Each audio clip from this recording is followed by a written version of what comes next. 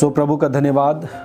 और हमारे पास फिर से मौका है कि हम सब प्रभु के वचनों से सीखें। आप सब जानते हैं हमारे जीवन का आधार, हम यदि अच्छा जीवन जीना चाहते हैं तो प्रभु का वचन ही है जो हमें जीने की सामर्थ्य देता है। कोई भी परिस्थिति हो, हर परिस्थिति में जीने की सामर्थ्य हमारा प्रभु उसका वचन देता है। आप सब जानते हैं चाहे कोई भी चाहे पवित्रताई में जीना हो, तब भी वो परमेश्वर का जो वचन है वो हिम्मत देता है, वो हमें सामर्थ्य देता है कि हम जी सकते हैं। आज हम क्यों मसीही जीवन, हम एक मसीही व्यक्ति हैं, हम क्यों कहते हैं कि हम पवित्रताई का जीवन जी सकते हैं? यीशु के द्वारा संभव है, उसके वचन के द्वारा संभव है। किस तरीके से हमें अपने जीवन को लेके चलना है, जीवन को व्यतीत करना है, सब कुछ वचन सिखाता है। और यदि हम वचन के अनुसार चलते रहें, जो हमारा आने वाला जो भविष्य है, जो एक आने वाला समय है, वो बहुत ही बेहतर होगा।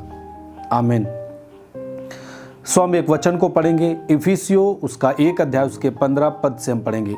यहाँ बाइबल कहता है, इस कारण मैं भी उस विश्वास का समाचार सुनकर जो तुम लोगों में प्रभु यीशु पर है और सब पवित्र लोगों पर प्रकट है, तुम्हारे लिए धन्यवाद करना नहीं छोड़ता और अपनी प्रार्थनाओं में तुम्हें स्मरण किया करता हूं कि हमारे प्रभु यीशु मसीह का परमेश्वर जो महिमा का पिता है, तुम्हें अपनी पहचान में ज्ञान और प्रकाश की आत्मा दे।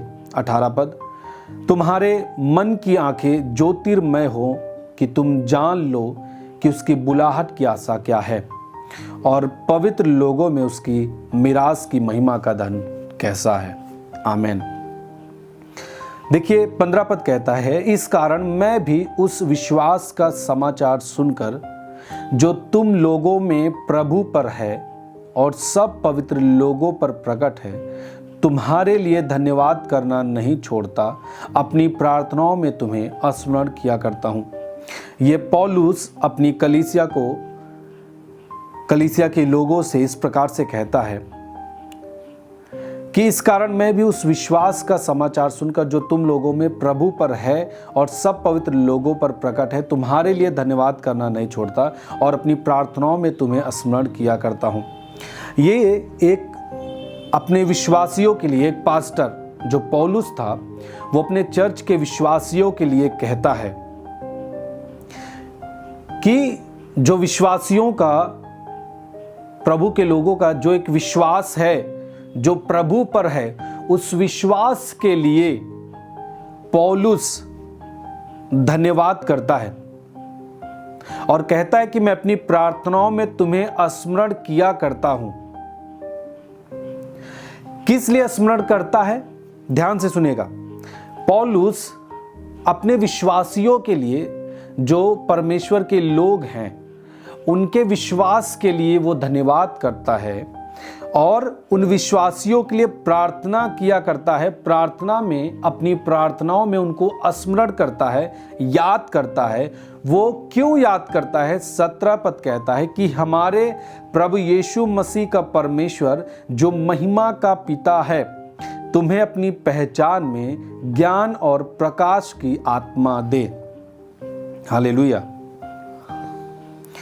यदि हम 17 पद जब पढ़ते हैं, उसमें कहता है कि पौलुस इसलिए अपने विश्वासियों के लिए इसलिए प्रार्थना करता है ताकि जो विश्वासी है वो विश्वासी परमेश्वर की पहचान में ज्ञान और प्रकाश की आत्मा पाए। अगर हम एक विचार करें, जो एक विश्वासी है, जो प्रभु पे विश्वास किया है, यदि हम समझें तो एक विश्वास करने का जो कारण है वो प्रभु चाहा है। इस वजह से एक व्यक्ति प्रभु पर विश्वास कर पाता है। प्रभु एक तरीके से यदि हम देखें तो प्रभु एक व्यक्ति के मन को खोलता है, उसकी आंखों को खोलता है, तभी एक व्यक्ति मसीह यीशु को पहचान सकता है। जब तक एक व्यक्ति के लिए प्रभु ना चाहे तब तक वो व्यक्ति प्रभु को कभी भी अपना उद्धारकर्ता करके ग्रहण नहीं कर सकता, उसको प्रभु करके पहचान नहीं कर सकता। हालेलुया। आप देखते हैं बहुत अलग अलग तरीके से लोग संसार में हैं। कई लोगों की गवाहियां आती कि मैं चर्च जाता था, मैं अपनी फैमिली को छोड़ के चला आता था, रिलेशन के कोई लोग थे उनको चर्च छोड़ के चला जाता था, बाहर बैठता था, चर्च की स्पीकर के जो आवाज थे वो आते थे कानों तक, परंतु मैं चर्च नहीं जाता था। लेकिन कुछ महीनों बाद वो चर्च में बैठता है, परमेश्वर के वचनों को सुनता है, प्रभु को अपना उद्धारकर्ता करके ग्रहण करता है, प्रभु को अपना जीवन समर्पित करता है। ये क्यों संभव हो पाता है? ये प्रभु की मर्जी होती है, तब एक व्यक्ति प्रभु को पहचान पाता है। नहीं तो वो तो चर्च के बाहर बैठता था, परंतु आज क्या है कि वो जो चर्च के अंदर बैठ रहा है। ये कारण ये है कि परमेश्वर ने उसकी आंखों को खोल दिया कि वो अपने उद्धारकर्ता को पहचान सकता है और पहचान पा रहा है। हालेलुया। जब एक व्यक्ति, उसकी आंखें खुली, उसने प्रभु को पहचाना, उसने अपने जीवन में छुटकारा पाया, पापों की क्षमा को प्राप्त किया और अब उसके जीवन का प्रभु यीशु है, यीशु उसके जीवन का उद्धार करता है, तब फिर पौलुस ये क्यों प्रार्थना करता है कि इस तरीके से प्रार्थना करता है कि प्रभु अपनी पहचान में तुमको ज्ञान और प्रकाश की आत्मा दे। इसका मतलब जब एक व्यक्ति प्रभु को जान जाता है, प्रभु को अंगीकार कर लेता है, प्रभु को अपना उद्धारकर्ता करके ग्रहण कर लेता है, उसके बाद भी उसे और आगे बढ़ने के लिए एक आत्मा चाहिए, जो आत्मा है ज्ञान और प्रकाश की आत्मा। इसीलिए पौलुस अपने विश्वासियों के लिए प्रार्थना करता है, धन्यवाद करता है जो उन्होंने विश्वास किया प्रभु पे, उस विश्वास के लिए धन्यवाद करता है। परंतु उसके साथ साथ वो प्रार्थना करता है कि एक व्यक्ति जो प्रभु में अभी विश्वास में है, वो परमेश्वर की पहचान में ज्ञान और प्रकाश की आत्मा को पाए। हालेलुया। देखिए, यदि ये इंपॉर्टेंट ना होता, ये महत्वपूर्ण ना होता ये बात, तो पौलुस इस बात का उल्लेख अपनी पुस्तक में नहीं करता।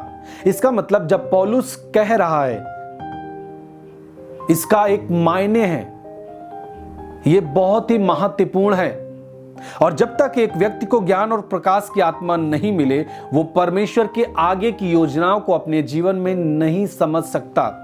इसलिए एक व्यक्ति को जिसने विश्वास करके बपतिस्मा भी लिया है, उसे भी ज्ञान और प्रकाश की आत्मा चाहिए। और ये कब संभव होगा? जब आप किसी के प्रार्थना में आप शामिल होते हैं, कोई आपके लिए प्रार्थना करता है, तब ये चीजें संभव हो पाती हैं।